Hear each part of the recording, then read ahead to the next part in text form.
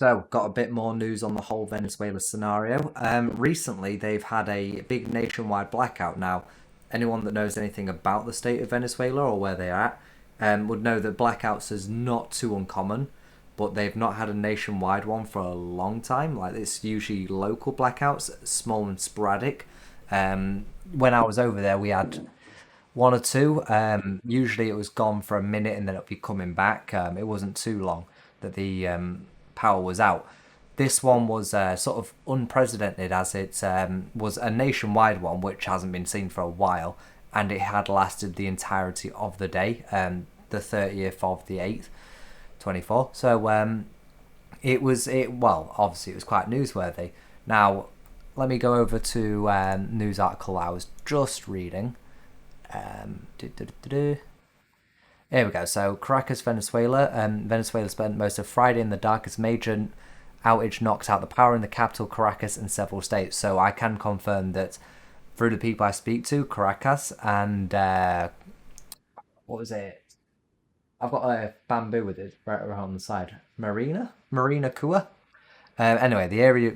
I think the Kua is the sort of local area, and Marina is more the state. Or Mari. I'm probably pronouncing that wrong, but in Kua anyway, they've had blackouts there as well. So it had affected a sort of wide area of Venezuela. Is it? Nicolas Maduro blamed the outage, which said it to have begun about 4:50 a.m. on electrical sabotage. Now we're going to hold that thought for a moment because, of course, he was going to say that, but there's a little bit more to it than that. Nobody will take away our peaceful tranquility of the Venezuelan people, Freddy Nanez, the communication minister, wrote in a message with journalists on Telegram. Nanez said in a voice message on Telegram that all 24 of the Venezuelan states had at least partially been impacted. He characterized the outage as, sorry, I am dyslexic, so I do stutter and go over it. Apologies. I will link these below if you want to read it without me stuttering, stammering.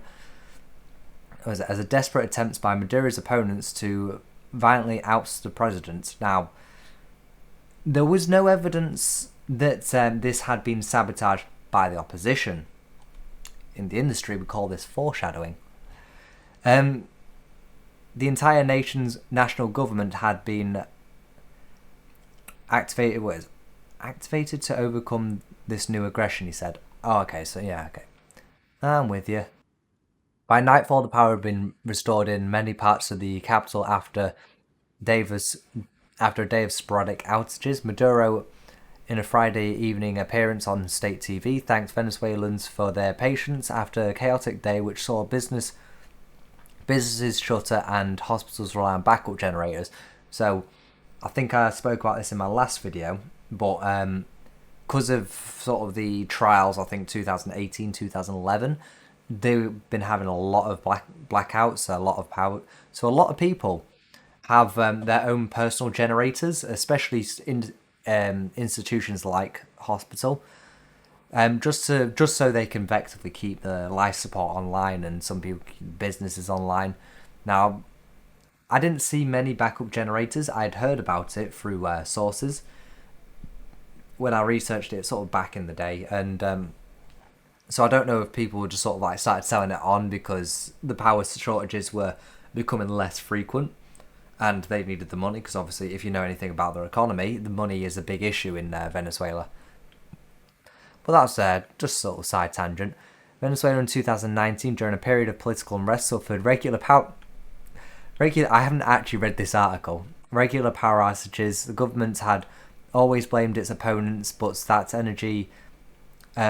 the energy experts said we were results of brush fires, damages to transmission lines, and poor maintenance of the country's hydroelectric infrastructure. Another one I mentioned, the last one. They're anything to do with water, their infrastructure, whether it's hydroelectricity or just their water supply, fucked. If you didn't watch the last one, basically every week or every 2 weeks, I got conflating information, but it could have been a translation issue because I have terrible Spanish. But they have a water truck that comes up and fills up local reservoirs. I was in a sort of reserve, so I don't know how it is for all of Venezuela. But you get an idea of sort of how the water situation is over there.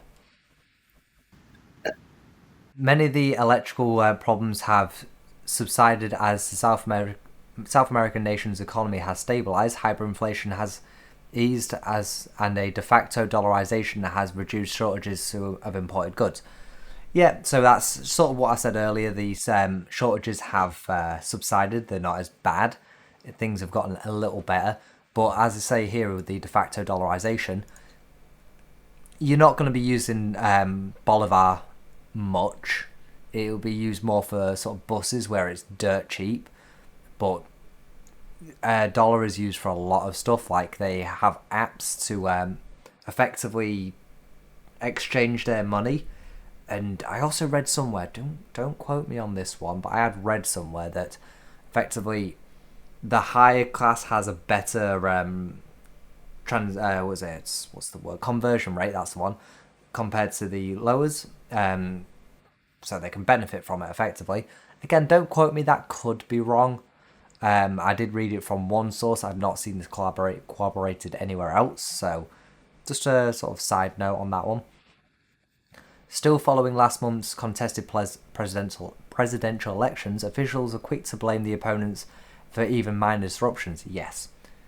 If Maduro smells a fox's fart, they'll blame Maria Corina Machado and Edmundo Gonzalez for it. Like, genuinely everything I've read has been...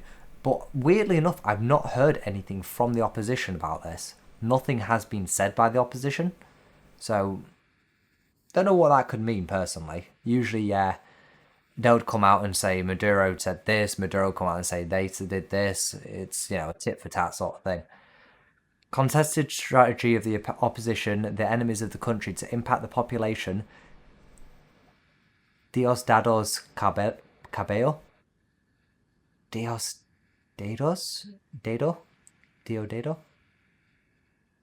My Spanish isn't that good.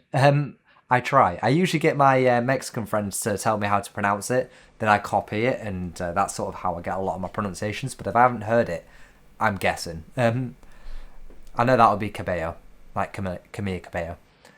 But yeah, newly appointed Interior Minister who is believed to be the second most powerful man in the country, said, yeah, so this gentleman, one of the people that I've spoken to, they don't like this gentleman at all. And just basically wish for unpleasant things, wish that this man would bang his toe on every table he walks past. He's effectively he's worse than Maduro, I've been told. I don't know much about him, this is obviously what I'm hearing. I'm just basically reciting a lot of what I've heard, basically, what I've read, because I'm not experienced it myself. I'm in Britain. I live in Britain right now. I was in Venezuela earlier this year. Things were a lot more stable, but I'm having to get my information from news sources and people that I'm talking to. But I tried to make sure that multiple people have corroborated the same information before I come on and talk about it. The reason I have basically made this video, because there is... obviously, given the tensions, this is a very minor thing. Nothing has come of it. They haven't gone to civil unrest. Society hasn't started breaking down more than it already has for them.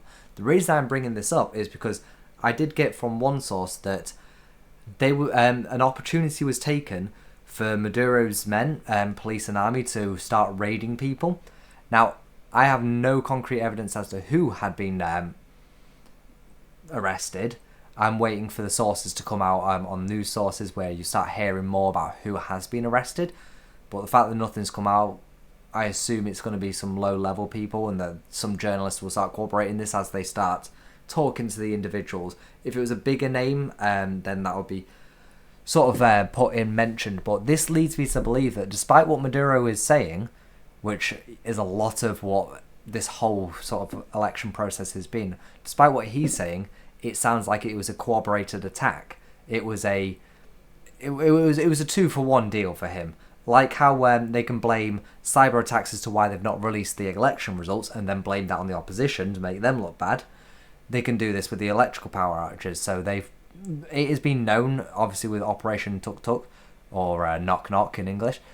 Operation Tun Tun. Tuk Tuk's a car in India. yeah, so despite saying that, they can make them look bad, and then obviously go and start raiding people under sort of silences, because with no electricity, there's no internet. They have been trying their damnedest lately to suppress a lot of media, a lot of social media accounts, which is funny because they've started putting a ban on WhatsApp, and I believe Telegram was another one, and said, I'll be moving to Signal. So what you've done is you've chose another platform which is exactly like Telegram and WhatsApp, and gone, yes, download that, use this. And then, but people are going to start using that in the exact same way. So it's going to turn into another scenario where they're blaming Telegram, WhatsApp, Twitter, and they're going to get them banned, only for it to come out that... So how long is it going to be that we're going to have a full Arab Spring scenario in which Maduro is shutting down all of these things? They're banning them, they're throwing charges at them, just to get them to basically pull out of Venezuela so the people can't communicate with each other better. But the thing is once that happens, you're going to start getting companies that are basically releasing it open source, where people can download it, people can start using it and still communicating with each other.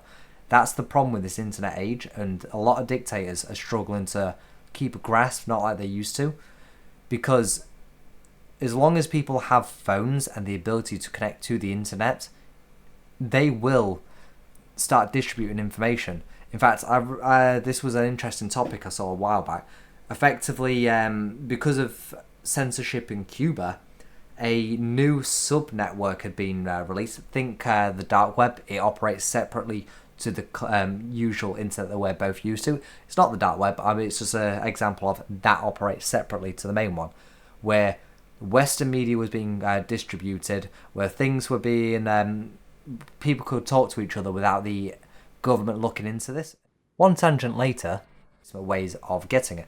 I've gone on a massive tangent here, but the whole crux of this was Maduro did take to this. Now, I can't confirm that Maduro did specifically bring in this power shortage, told a few people to pull the switches and shut it down. I have no evidence of that. I've not seen evidence of that.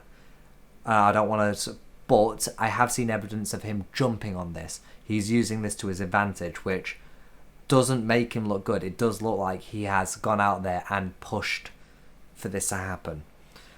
But that's my thoughts. Also, I tried to put a background in this time to make it look a little bit prettier. This is a photo I took in Venezuela. This was in Colonia Tovar.